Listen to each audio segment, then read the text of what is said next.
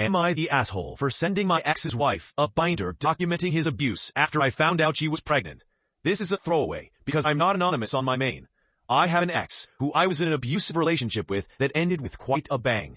He was arrested for harassment and threats with a dangerous weapon, put on probation for 5 years, and can never own a firearm again. The abuse started mentally, then financially, then physically. During my years with him, I did think to save a good amount of evidence of the abuse and document it a lot in personal journals. In the years since, I've gone to a lot of therapy, and I mean a lot, and ended up compiling that documentation into a binder. I basically scrapbooked my way through processing trauma, and that binder has been sitting in a storage unit since I moved in with my now husband.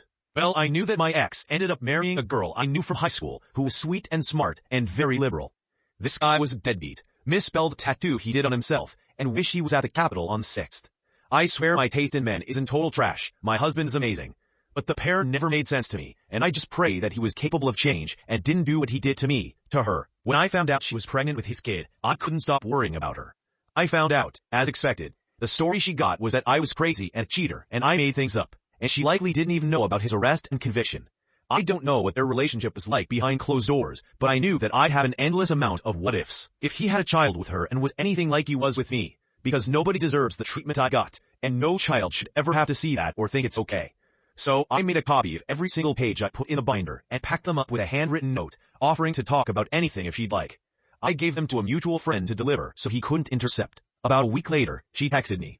We met for coffee, and she brought the papers, pulling pages out one by one and asking for context and comparing the story he told to mine.